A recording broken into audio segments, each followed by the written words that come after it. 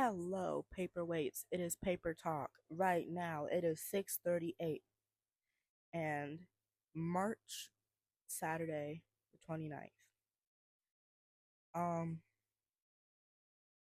so if you're like a Corey Kenshin fan, or anything like that, then I really do want you to hear me out on this video. Because this is just like a very, very, very, very, very random question. Not a question, it's a very random topic that I literally just thought of like 3 seconds ago. So, if I sound congested, my throat is hurting just a little bit. And, yeah. So, um, TikTok, right? On my For You page, I've been seeing a whole bunch of people saying, oh, TikTok is like a toxic ex boyfriend. It's always leaving and coming back and stuff, and getting banned and things like that. And on one hand, yes, that is true. But there is someone, just someone, I notice who tends to leave and then come back. And he doesn't get called that. Like, he doesn't get called a toxic ex-boyfriend. And before the meat writers are like, oh, stop, stop. No, you stop. Please, please do. Just, just listen, please. Um, so Corey Kenshin, I was a huge, huge, huge, huge, huge, huge, huge fan of him. I have been a part of the samurai community for more than 5 or 6 years now. And it was his recent like disappearance for a whole year that just made me like no. That just like made me had a huge no. And here's the problem. Here is the big problem that I personally have. So it's okay to be leaving. It's okay to be coming back. It's okay to be this and that. I don't care that he was gone for a year. I really do not care. Um, Not only do I not care, he does not owe us an explanation either. For example, like for a great example, Gloom, she's just come back. Like not just come back, but she came back a couple months ago. And when she left everything, when she left YouTube a couple years ago, um, we didn't ask for it. We didn't deserve it, but she gave us an explanation why she would be gone. Um, and hearing that explanation was really sad. And it was a situation of, oh, I hope you get better soon.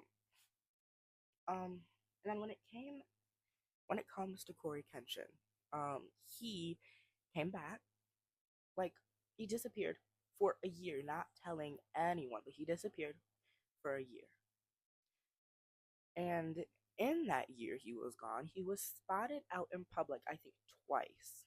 And there was multiple rumors of him going around. And before anyone says, "Oh, who believed that? Who believed he died and stuff?" No, you did. You know you believed it for like the first few days. And I feel like if I was a content creator in that position, I would be like, I would give the bare minimum. I would be like, I'm okay. Like, I know there's been rumors of me being dead, but I am just fine. I pinky promise you that. And then I would leave it at that. I would leave it at, oh, I don't know when I'll be back. I don't know when I'm coming back, but I'm fine. And yeah, I literally just leave it at that. But no, what Corey Kenshin decided to do was just straight up disappear through the death allegations and all this and that. Um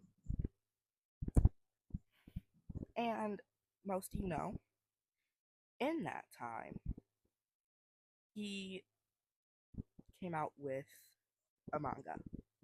And just to get my facts right, let me check. Um,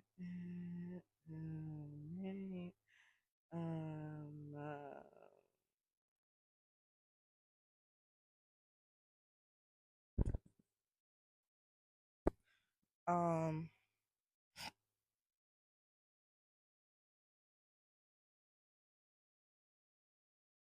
hold up.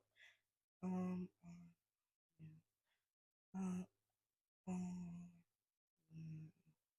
no.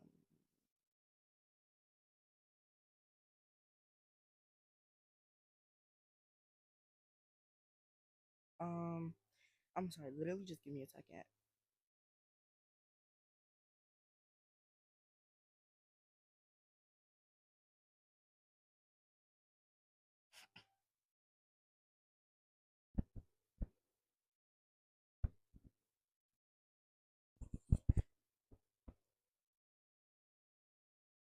And hold up. Now my boy.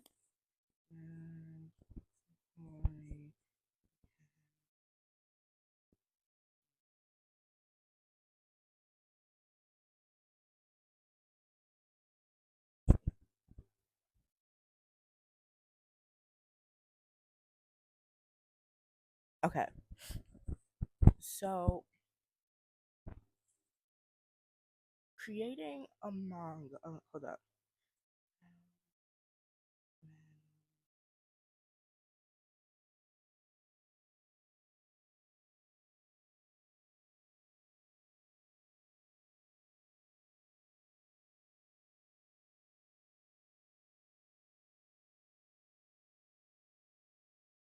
Mm,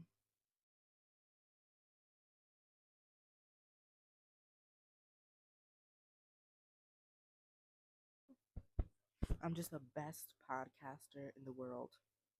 But okay. So the manga that he's hoping to turn into an anime, I think I did not watch that video. I took one look at that 4 minute video and dipped. But okay. So um creating a manga with like chapters, assistants, supplies, and artists, and yeah, like all of that could be up to $5,000, 1,000 to $5, 1,000 to $5,000 if you're doing it for professionals, not for if you're doing it, and I feel like personally, I feel like um he wasn't about to make a comeback at all. I do really feel like that. Like when he came back, he showed his manga. He came back with the ad. He showed his manga and was like, "Oh, here you go. This will be out. This will be out whenever it's out." And I found that so strange because one, after making a manga, I really do have like a manga slash maybe anime with more volumes, but like, um, I feel like if you're working on something like that, that's going to take a big, like a huge chunk out of your money. So I feel like at this point, with all the breaks that's been taking, at this point, it has to be a marketing scheme. And I feel like no one is realizing that. I feel like no one is realizing the fact that he'll have thousands of views and then he'll take like a couple months off and then come back and have millions of views. Um, but anywho, I feel like he came back from it. I feel like he came back because he needed that cash to keep it going. Because the issue is Corey Kenshin has left and he's came back multiple times, but every time he's coming back, he's come back with a gameplay or at least a little something. And that didn't really happen. That didn't happen at all. In fact, I'm pretty sure what he said was, "Oh, um, I might post like tomorrow or on a different day or something." And then that day came around, and I don't think he posted on it. So,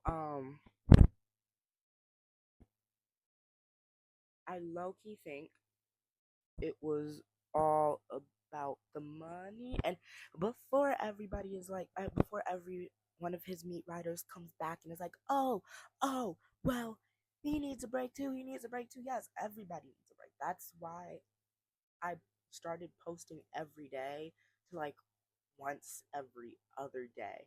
But at least when I leave, I'm like, I either will post tomorrow or Friday. In fact, if you look at the little picture, if you look at the little picture, it says, it quite literally says, mostly on weekends. So I will come back. I can guarantee you I will come back. And if I won't come back, I'll release something. And yes, I do understand people need a break. But when there's different allegations going on, and I don't want to hear about, oh, no one believed that, you believed it. Don't start with me. Um, and I feel like if there's allegations going on, then you could at least make a 5-second post. Because people are trying to cancel him, and I'm staying out of that because I have no horses in that race, but people are were trying to cancel him. And it took him a little bit, but he came on and kind of addressed it. At least that's what I've been seeing from the TikToks. But he came on and at least addressed it. Over the year he was gone. Then that was just like a over the year he was gone. He was just gone. And now it's time for me to ask you a question. If he can just disappear like that, how much do you think he values y'all? Like I know he says, "Oh, yeah, this and that and this and that," but if someone really values you, then they are going to stick around. And if they can't stick around, they're going to keep in contact. Like that's even what friends do. Like if real friends haven't seen each other in a while, like over summer break, most of the times you'll at least try to text each other like once a week, once. I don't know, at least try to meet up sometimes. But we didn't get that. And that's why it's like, how much could someone really value you if they can't value your time enough to actually stick around? I don't care what they're making. I really don't. If they can't give you, oh, I'm okay, guys. Oh, this or that, then I really do not care. This is not like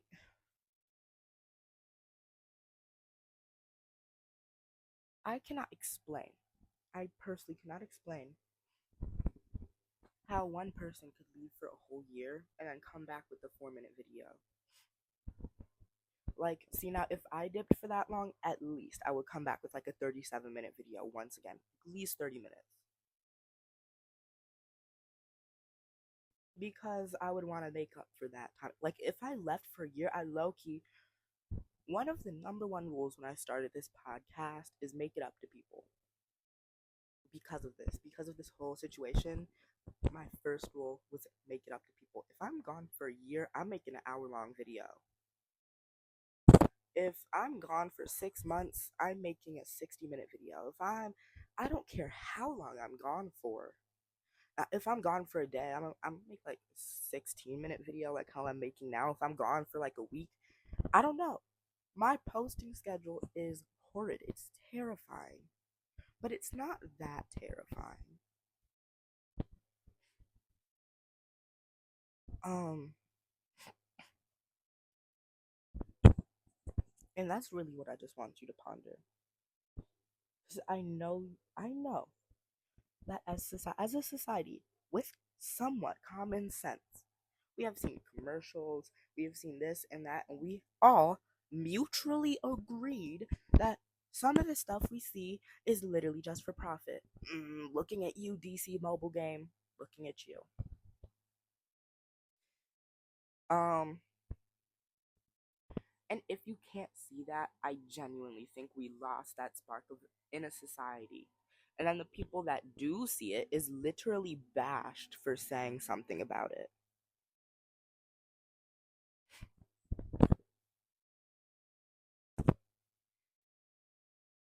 Like I saw a video. I saw a video on TikTok where this one guy was like, "Oh, I hate Corey Kenshin." I wouldn't go as far to say I hate Corey Kenshin. I would go as far to say I'm done watching him. But there was this guy. He came on TikTok, and it was like it was one of those photo slides. He said, "Oh, I don't like Corey Kenshin anymore. I hate Corey Kenshin and this and that." And he was like chased off the internet. Like I looked under the comments, and everybody was like, "New gen, new gen, new gen." No, not new gen. If you cannot open your eyes wide enough to see the thing 30 feet in front of you, not 30 feet, like if you can't open up your eyes wide enough to see the thing like face to face with you on the device that you use every day, to these people you see every day, then you're just blind. I hate to say it. You have no backbone. And I'm not saying the people who stick with Corey Kenshin shouldn't stick with Corey Kenshin. I'm saying the people who stick with him, like, you can't be harassing people for their opinion. And then that's exactly where the term, like, that's how his fans get labeled meat riders, Loki.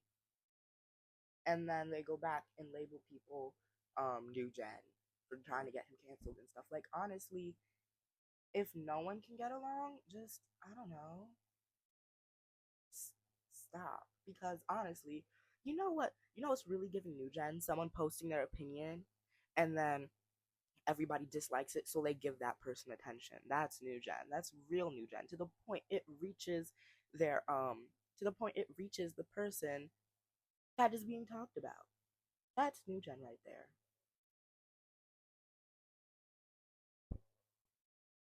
I hear people all the time say, "Oh, if you don't like it, swipe away. Oh, if this is so bad, just don't look at your phone." No, it's one, it is never that easy. And two, how about you take your own advice? I hate to say it. How about you take your own advice? How about you scroll away? Um, but I want everyone to take my opinion with a grain of salt because that's literally what it is. It's one salt, one grain of salt in a bottle of 8 million, 8 billion. So, I want to get my voice out there. I've been wanting to make this for a while, but I've been procrastinating about it. I might post later tonight. That's a huge maybe, but I might post later tonight. And yeah. Well, all right, paperweights. I've yapped at you for 18 minutes, and that is 18 minutes too long. So, bye bye, and see you next episode.